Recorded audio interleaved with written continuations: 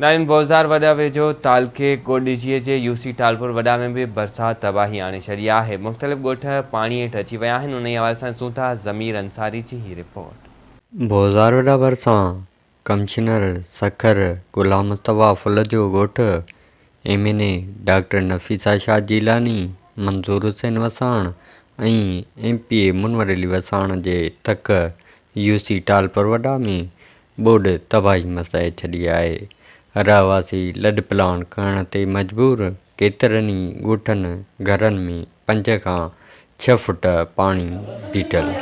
रहवासियुनि जा मासूम ॿारड़ा खाद खुराक जी शदीद खोट खे मुंहुं ॾियण लॻा आहिनि, जॾहिं त ॻोठ में हिन वक़्त ताईं का बि मेडिकल कैंप क़ाइमु न थी सघी आहे। उन मौक़े ते ॻोठाणनि आवाज़ टीवी न्यूज़ सां कुछ भी न बचो आहे। मुंहिंजा अबा कुछ भी न बचो आहे। ग़रीब पुट मुंहिंजो हिकिड़ो आहे, बचनि जो पीउ कुछ भी न बचो आहे।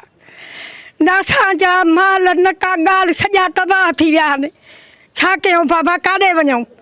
वास्ते ख़ुदा जी असां जेको कयो मसइलो असां जेको ॾियो असांखे वाट ख़ुदा जे रब जे नाम ते।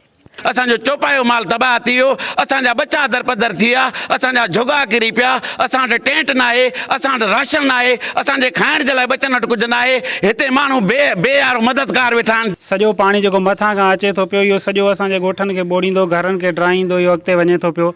इन जो को बि तदारुक न थियो आहे। सिर्फ़ु असांखे ठला आसरा मिलिया आहिनि, ठलियूं ॻाल्हियूं मिलियूं आहिनि, सिर्फ़ु असांखे वाइदा मिलिया आहिनि, कुझु बि न थियो आहे। हे सॼो असांजा घर ड्राई विया आहिनि। हिते असांजे पाड़े जे अंदरि 100% माण्हू जेके आहिनि उहे लॾे विया आहिनि। तव्हां हिन वक़्तु बि ॾिसो, कंहिं बि घर में को बि ॿार बचो असांजो न आहे। सिर्फ़ु मर्द जेके आहिनि उहे चंद माण्हू जेके आहिनि उहे पंहिंजे सामान जी हिफ़ाज़त पाण था कनि। शहर मुकम्मल तौर ते ॿुॾी चुको आहे। माण्हुनि जा माल, उन्हनि जा घर, अन्न, खाइण पीअण जो हर शइ ॿुॾी चुकी आहे। हिन महिल इहो कंडीशन आहे त हू जेको आहे सो बुखुनि काटण ते मजबूर आहिनि।